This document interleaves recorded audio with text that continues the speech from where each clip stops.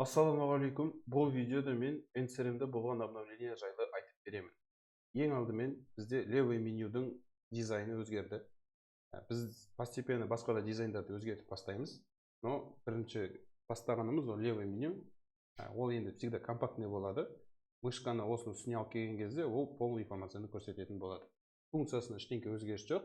Сол күйі қалды. Тек қана осы дизайны ғана өзгерді. Следующий айтатын ол бізде енді сделки мен контактінің ішінде үшінші поле ашылды, және де бұрын ол WhatsApp-ты ғана ашатын болатын.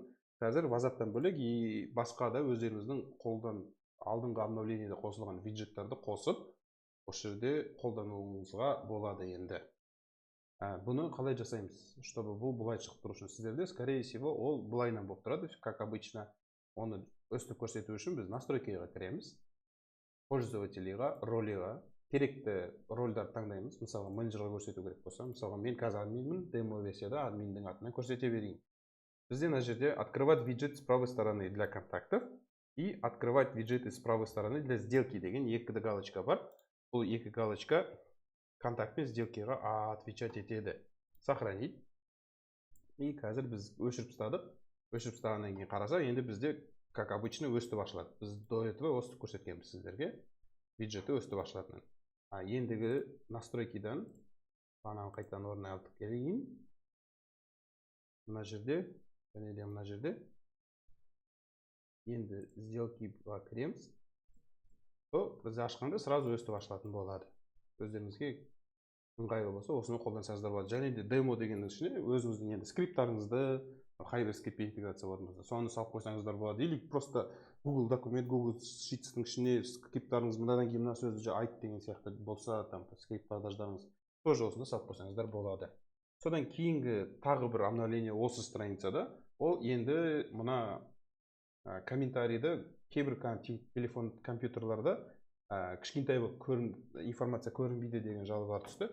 Сол үшін біз мына жерде задача мен комментарийді былай скрывать етіп, кішкентай қылып компактный етіп қоятындай қылып жасап қойдық. Енді көбірек информацияны осы комментарийдің арасынан көрсеңіздер болады. Келесі айтылатын зат, біз сделкидің ішіне мынандай функция қостық. Біз бұрын галочканы таңдаймыз, бірінші фильтр жасаймыз, бүгінгі лидтар, конкретный лидтарды таңдаймыз да, потом бір ответственныйға лид тарату керек болады. Сол кезде біз аламыз, өстіп таңдаймыз керектілерін, потом бірінші задача создавать етеміз сол адамға, потом сменить ответственность жасап, сол адамның атына аударамыз. Қазір ол функцияны біз жеңілдеттік.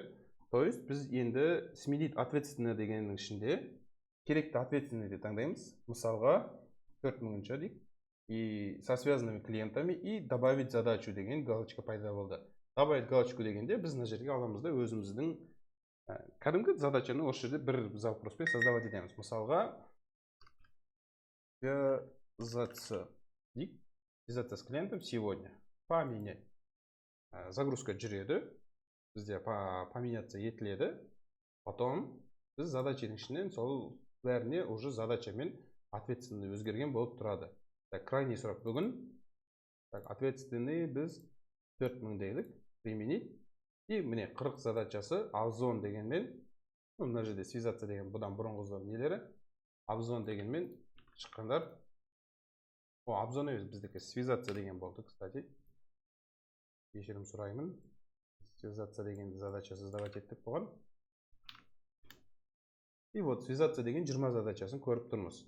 И бұл арғарай сонымен полноценно жұмыс істей беретін болады. И мынандай болып тұрғанда скрывать етеді. И мынаған қарап, дальше нажиммен жұмыс істеп жүре береді. Содан кейін тағы бір зат, ол регистраторларға пайдасы бар. Ол бізде бұрын бұрынғы обновлениеде поиск қосқан едік. Поискқа біздегі жазып бастаған кезде уже номерді іздей бастайды.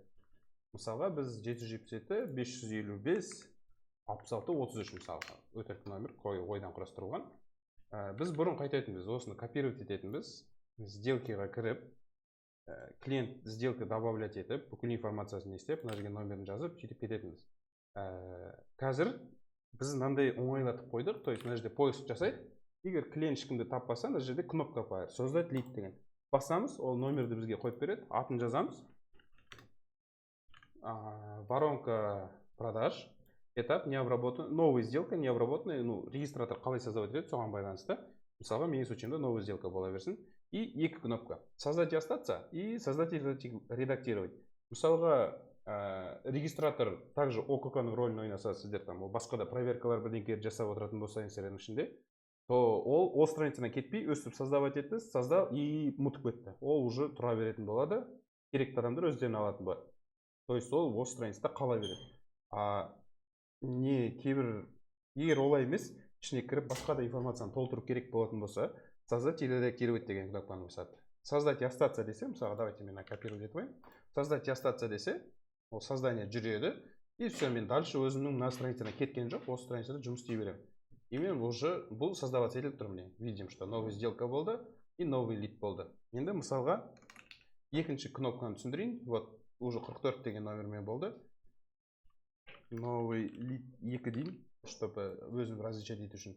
Тоже новая сделка дейін. И создать и редактировать деген кезде создаваться етіледі. Мына жерде покинуть деймін, анау керек емес па?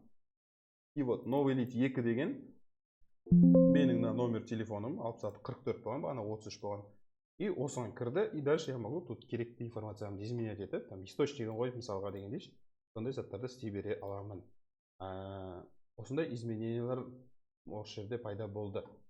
Бұл затты сіздер керекті адамдарға ғана бере аласыздар. Тоже настройкаға кіру керек ол үшін пользователіға роли, регистратор деген роль болатын болса соған, менің случаимда администратор, и осы жерде может создавать быстрый лид деген галочка. Егер бұл галочка сіздерде по умолчанию өшіп тұратын болады, сіздер оны қосуларыңыз керексіздер, чтобы регистраторларыңызға осы доступты беру үшін.